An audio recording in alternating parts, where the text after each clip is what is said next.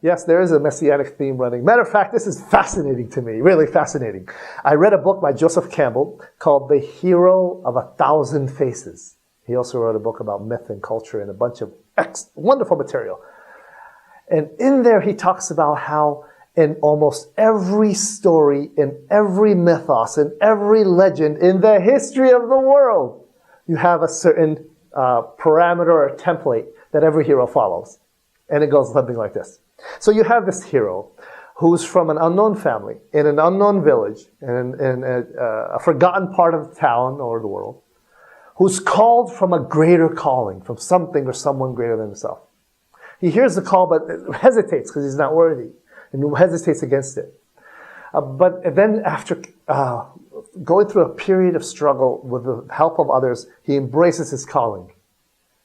And he goes through that baptism to get ready to deal with the world. And in getting ready to deal with it, he faces some of his greatest temptations. Then he passes through those temptations. He succeeds to his own surprise.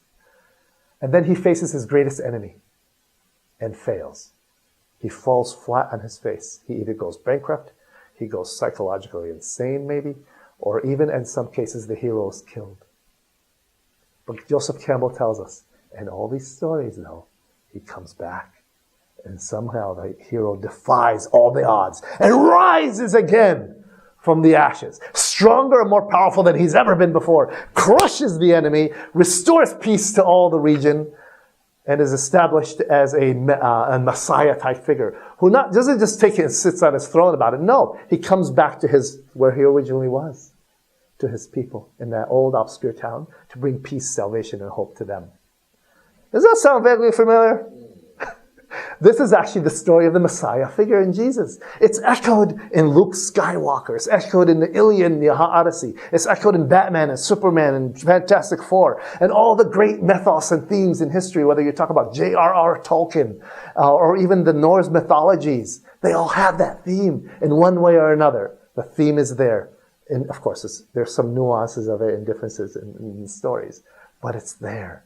And I think the Lord God planted it there so that we can see him in even the pagans. Didn't the Magi see the coming Messiah in the stars? C.S. Lewis said that he came to faith by reading one of the things that stepped him closer to the faith was reading the myth of Balder, who was a Greek mythology that was killed and came back. And the whole of heavens cried out when he died. It was a terrible predicament. All the creatures of all the mythos cried out when he died. And Hades, the god who held the Balder character, said, I will release him from death if every creature in all creation mourns for him. So all the main characters go out and try to convince everyone to mourn for him. There is, except one refuses.